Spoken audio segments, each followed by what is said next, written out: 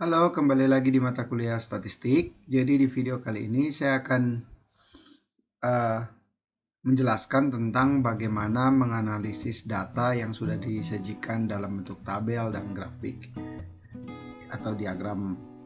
Jadi yang pertama, bagaimana cara menganalisis data yang disajikan dengan diagram batang. Nah, di sini triknya, jadi ini untuk diagram batang.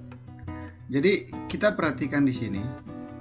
Yang pertama itu adalah perhatikan hubungan data antara masing-masing titik pada sumbu X dan sumbu Y. Jadi di sini adalah sumbu Y dan di sini sumbu X. Ya. Nah, sumbu X ini dikatakan sebagai absis dan sumbu Y ini adalah ordinat. Nah, pada sumbu X ini dapat berupa pada sumbu X itu dapat berupa dapat berupa angka atau bukan angka. Karena pada sumbu X ini berisi banyaknya data gitu. Sedangkan pada sumbu Y itu berisi jumlah data pada masing-masing jenis data. Jadi begini. Di sini data ada 1, 2, 3, 4, 5, 6. Ada 6 data. Ya. Datanya apa? Data tahun. Sedangkan misalnya pada tahun 2003 itu data pada 2003, nah di sini jumlah tangkapan 3000 ton. Tahun 2004 2000 ton dan seterusnya. Seperti itu, ya. Nah, di sini juga di sumbu Y ini juga bisa dikatakan sebagai frekuensi pada masing-masing data, gitu ya. Ya, untuk yang nomor 2, perhatikan titik sebelum dan sesudah jenis data atau kategori. Jadi misalnya ini. Kalau di sini kecenderungannya dia menurun. Ya. Terus yang berikutnya dia naik gitu. Terus dia turun lagi, terus dia naik lagi, terus dia turun lagi, begitu. Nah, sehingga pada nomor 3 ini kita dapat memperhatikan setiap lonjakan, kenaikan, dan penurunan pada setiap jenis data, gitu ya. Jadi dia kita lihat polanya ini dia naik terus, naik turun. Nah, ini juga menjawab pada nomor 4 dan nomor 5. Nah, datanya apakah datanya statis atau dinamis? Kalau statis ini dia cenderung tetap. Kalau dinamis dia cenderungnya berubah. Gitu ya. Nah, ini dia tidak tetap, berubah terus atau terdapat perbedaan pada setiap tahunnya. Gitu. Terus pada nomor 5, ketika kita memperhatikan tren atau kecenderungan, maka kita dapat melihat datanya itu naik turun seperti itu. Seperti yang sudah saya jelaskan tadi. Kemudian karena dia polanya seperti itu, maka kita bisa gunakan ini untuk melakukan estimasi. Nah, estimasi ini artinya kita dapat melakukan perkiraan atau peramalan. Jadi kemungkinan misalnya pada tahun 2009 dia akan naik. Karena dia dari sini turun, maka selanjutnya dia akan naik. 2010 dia akan apa? Dia akan turun lagi, begitu. Nah, sekarang kita ke nomor 6. Bangun opini Anda tentang apa yang terjadi pada masing-masing kategori. Jadi misalnya pada ini, karena ini berhubungan dengan hasil tangkapan, biasanya cuacanya buruk nih pada tahun 2004. Cuacanya baik. Kemudian misalnya ini kan bicara tentang perikanan ya. Biasanya itu bisa saja kita katakan bahwa ada migrasi ikan misalnya, atau ada peningkatan jumlah ikan di laut seperti itu, sehingga pada tahun ganjil misalnya kita bisa berikan opini begitu ya. Pada tahun ganjil itu hasil tangkapan selalu banyak, sedangkan pada tahun yang genap hasil tangkapan selalu menurun. Kira-kira seperti itu. Sekarang kita bisa memberikan pada nomor 7 ini pertanyaan-pertanyaan yang informatif atau memberikan dapat berpotensi memberikan informasi. Ya, jadi misalnya bagaimana kecenderungan datanya, kemudian di manakah hasil tangkapan tertinggi. Misalnya hasil tangkapan tertinggi ya pada tahun 2007. Apa yang terjadi di tahun 2007? Apa yang terjadi di tahun 2007? Nah, pada tahun 2007 ini terjadi peningkatan yang signifikan, ya, yaitu 5.000 ton. Dia paling banyak dibandingkan dengan tahun-tahun yang lain. Ada beberapa tahun di mana terjadi peningkatan di 2003, 2005 dan 2007, tapi di tahun 2007 lah yang paling tinggi. Kemudian di manakah pada tahun berapakah hasil tangkapan yang paling sedikit? Yaitu pada tahun 2004. Berapa? Hanya 2.000 ton. Nah, itu memberikan informasi-informasi berdasarkan diagram batang yang disajikan. Oke, selanjutnya ini saya akan menjelaskan tentang diagram garis. Oke, perhatikan dengan trik yang kita gunakan tadi. Nah, di sini ada informasi tentang banyaknya jumlah kelahiran bayi tiap tahun, gitu. Ada dari tahun 2001 sampai dengan 2008, berarti ada 8 data ya. Data pertama, data kedua, data ketiga, data 4, 5, 6, 7, 8. Ya. Terus kita lihat di sini. Ya, di sini pada tahun 2001 ini jumlah kelahiran sebanyak 7. Nah, tahun 2002 dia meningkat jadi 10 dan seterusnya sampai pada tahun 2008. Sekarang kita perhatikan daftar pertanyaan dan perintah.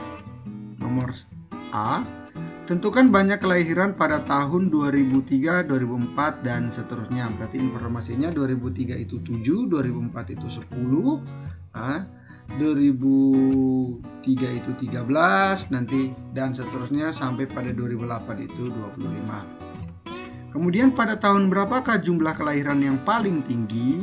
Jumlah kelahiran paling tinggi terjadi pada tahun 2008 yaitu 25. Berdasarkan grafik tersebut, jelaskan banyak kelahiran. Ini bukan perkirakan. Dan jelaskan pada kelahiran tahun 2005. Pada tahun 2005 itu dia tertinggi, yaitu sebanyak 25 kelahiran. Nah, sekarang perhatikan yang nomor D. Apa pendapat kalian tentang program keluarga berencana di desa tersebut? Oke. Ya, kalau tujuan dari program keluarga berencana itu agar menekan laju pertumbuhan penduduk atau menekan angka kelahiran 2 anak lebih baik. Sekarang kita perhatikan pola dari grafik ini. Yang pertama, selalu ada peningkatan dari tahun ke tahun. Sebagai baseline-nya atau awalnya itu 7, ke sini naik 3, ke sini naik jadi 13, naik 3 juga dari tahun sebelumnya maksudnya. Ini naik 4 dari tahun sebelumnya. Ini naik 3 dari tahun sebelumnya, ini naik 2, di sini naik 2 dan di sini naik 1. Sekarang dari informasi yang kita peroleh di nomor A ini, maka dari tahun ke tahun itu kalau kita jumlahkan semuanya, maka kita dapat memperoleh informasi kalau jumlah kelahiran itu 138.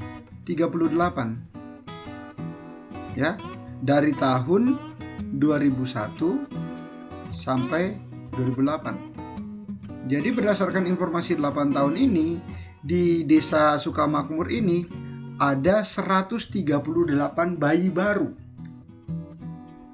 Nah, cenderung kelahirannya itu lebih banyak daripada tahun-tahun sebelumnya gitu. Cenderung naik begitu.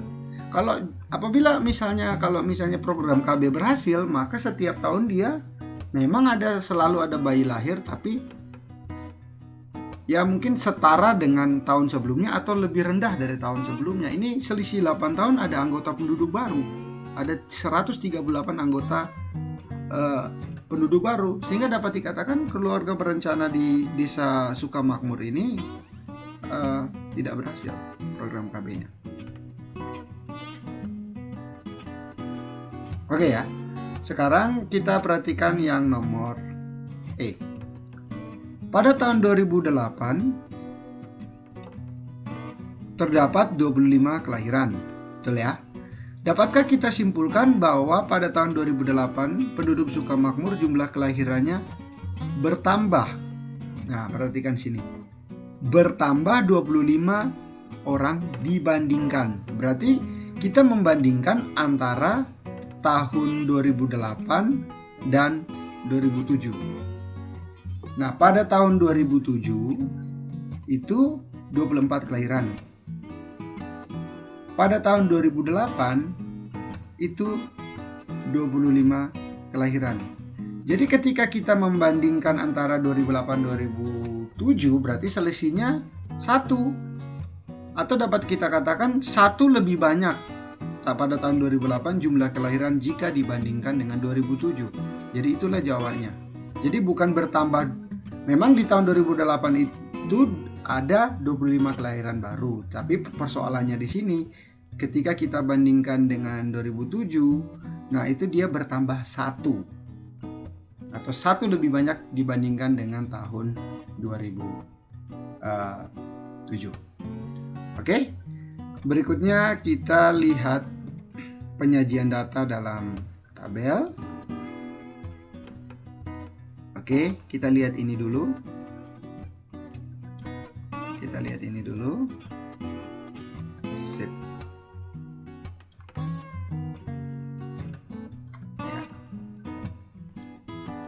Oke ya, ini merupakan data tunggal, penyajian data tunggal pada tabel, gitu ya. Nah di sini ada 8 data juga, ya. Jadi nanti ini kalau kita gambarkan dalam grafik, berarti ini ada pada sumbu X dan ini ada pada sumbu Y, karena ini frekuensinya pada masing-masing data. Nah sekarang perhatikan. Pada tahun berapakah hasil produksi padi tertinggi? Nah, hasil produksi padi tertinggi itu pada tahun 2008, yaitu ada 420 ton, paling tinggi jika dibandingkan dengan tahun-tahun yang lain. Buatlah diagram garis dan berikan tafsiran yang diperoleh dari diagram garis tersebut. Nah, itu saya rasa mudah. Nah sekarang perkirakan produksi padi pada tahun 2009. Oke. Nah dari ini kita coba memperoleh informasi dari tabel ini ya. Kita lihat di sini, dia punya kecenderungan untuk selalu meningkat. Namun ada terjadi penurunan pada tahun 2006. Ya. Kemudian di 2007 meningkat lagi, 2008 meningkat lagi. Oke. Jadi dari informasi pada tabel ini kita bisa melakukan peramalan, yaitu pada tahun 2009 akan ada peningkatan lagi, gitu. Jadi saya memperkirakan berdasarkan tren yang cenderung naik, ya, hanya ada 1 kali penurunan, setelah itu dia kembali naik, maka perkiraannya tahun 2009 naik juga. Menurutmu apa yang terjadi pada tahun 2006? Sehingga ya berarti kita bisa memberikan opini ya di sini ya, karena ini hanya data fiktif. Berarti tahun 2006 ini kita bisa memprediksi karena hasil panen itu menurun, maka kita bisa katakan bahwa misalnya terjadi banjir misalnya. Banjir atau curah hujan yang sangat tinggi sehingga hasil padi itu banyak yang terendam sehingga turun produksinya. Kemudian bisa saja dikatakan hama penyakit, misalnya kurangnya pupuk, gitu, dan seterusnya. Itu hanya berdasarkan opini kita saja. Ya, bangun opini dari permasalahan yang kita peroleh dari tabel. Kemudian itu tadi data tunggal. Nah, di sini yang ada penjelasan lebih lanjut. Nah, sekarang perhatikan ini. Di sini ada tabel distribusi frekuensi data bergolong. Nah, dikatakan data bergolong ini karena datanya dalam bentuk interval. Nah, yang pertama itu interval kelas, kita harus tahu. Di interval kelas ini, di sini ada 6 interval kelas. 1, 2, 3, 4, 5, 6. Seperti itu ya. Ada 6 interval kelas. Nah, coba kita bandingkan ketika kita menyajikan data dalam bentuk data tunggal dan data bergolong. Nah, tadi yang data tunggal ini kita bisa langsung menyatakan bahwa ya di tahun 2001 ini ada 250 ton, jelas begitu ya.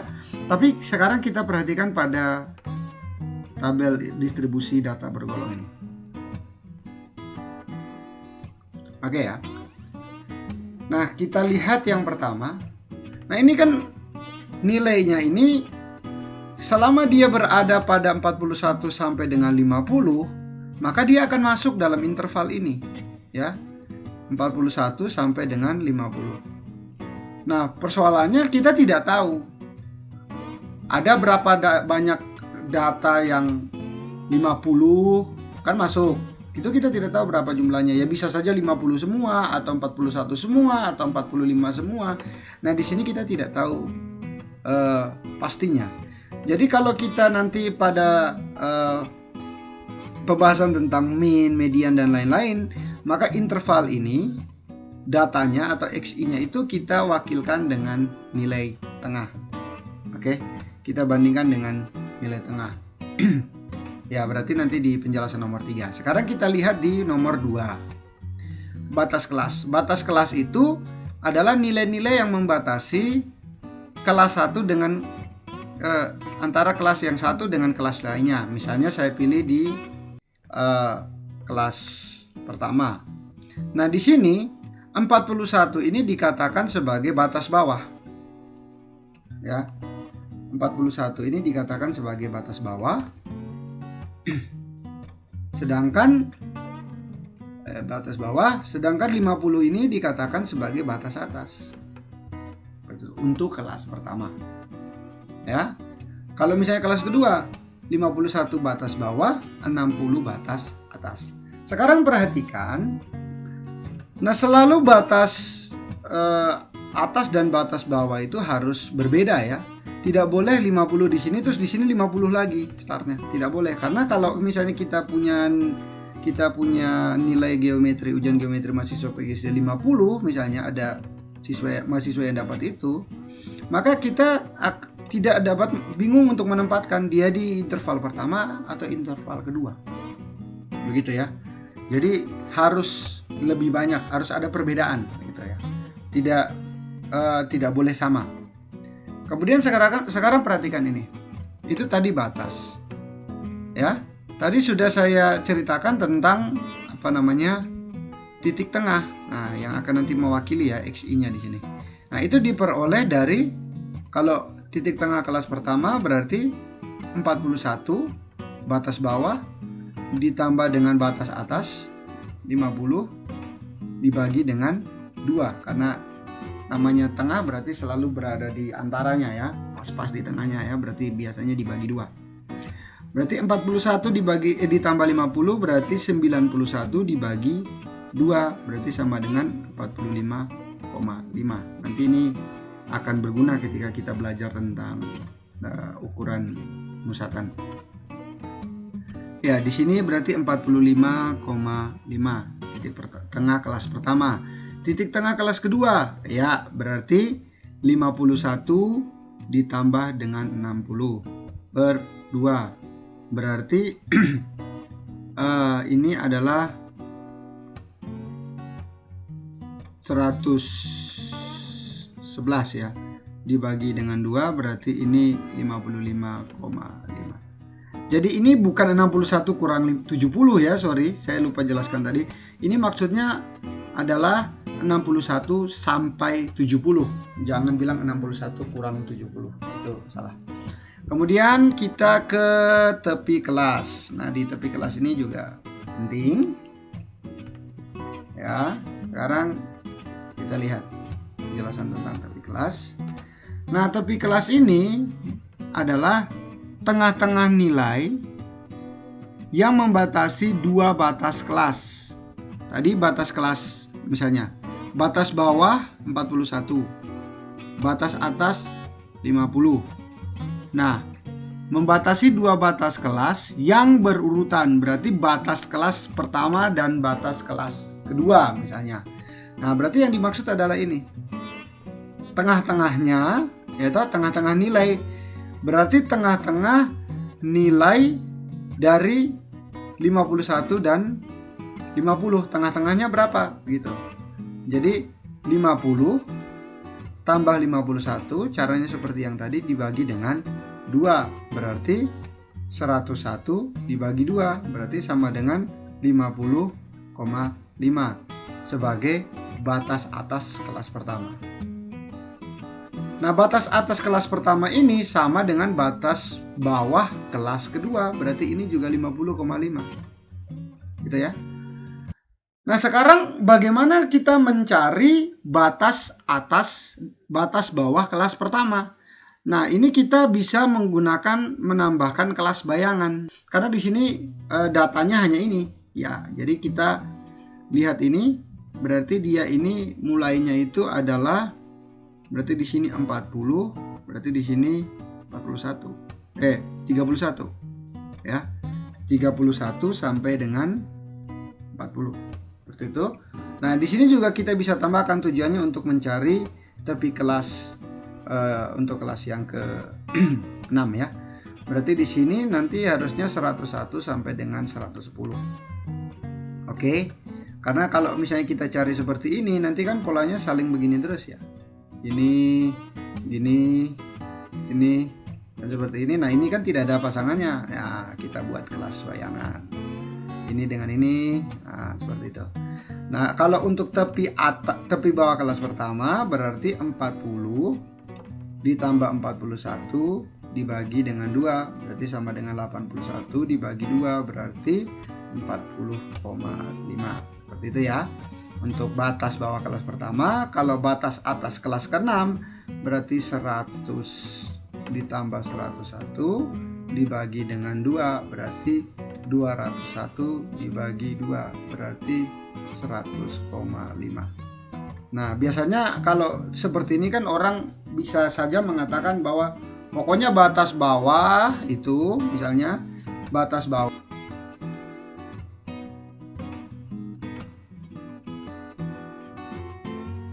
itu selalu ditambah 0,5 begitu. Jadi batas bawah dan batas atas itu selalu ditambah 0,5, karena misalnya batas bawah kelas pertama itu kan berapa?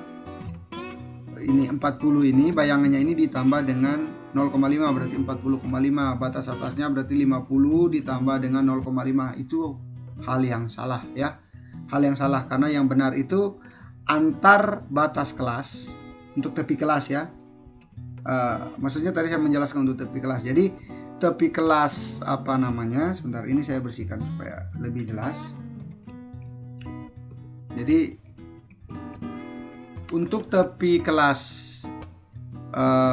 pertama, tepi kelas pertama itu orang bisa saja mengatakan kelas bayangannya tadi berarti 31 sampai 40. Tepi kelasnya itu tinggal kelas bayangannya ini berarti 40 ditambah dengan 0,5. Jadi 40,5 itu didapat dari situ untuk tepi bawah kelas pertama. Nah, itu keliru. Atau tepi atas kelas pertama berarti 50 itu tinggal ditambah dengan 0,5. Itu salah ya. Itu salah. Jadi caranya itu antar batas kelas yang dijumlahkan kemudian dibagi dengan 2. Gitu. Oke, bukan ditambah 0,5. Ya, kemudian lebar kelas. Nah, lebar kelas ini bisa dikatakan sebagai luas kelas. Itu adalah selisih tepi kelas atas dan tepi bawah, gitu. Atas dikurangi bawah maksudnya pada tiap-tiap kelas. Nah, lebar kelas selalu sama. Misalnya tadi ini dan ini berarti tepi bawahnya itu kan 40,5, tepi atasnya kan 50,5. Berarti lebar kelas saya dituliskan di sini LK itu berarti 50,5 dikurangi dengan 40,5 berarti sama dengan 10 ya. Maka di sini 10. Ini lebar kelas 1. Lebar kelas 2 berarti di sini lebar kelas 2 berarti yang ini ya. Berarti di sini yang bawahnya itu 50,5, yang atasnya itu adalah 60,5. Ya. Berarti ini kalau dikurangi ya 10 juga. Nah, begitu dan seterusnya sampai kelas ke-6 juga sama. Seperti itu ya. Ya, kemudian kalau ini penjelasan saya untuk penyajian dan analisis data di tabel dan diagram batang dan diagram garis. Di berikutnya saya akan menjelaskan menafsirkan data dari diagram lingkaran terus dan poligon, OGIF ya. Seperti itu. Cukup ini dulu. Nah, di sini saya punya beberapa tugas untuk kalian kerjakan. Nanti tugas tersebut buat dalam bentuk PPT. Kemudian dicari setiap pertanyaannya. Pertanyaannya juga dituliskan dalam bentuk PPT dan dipresentasikan.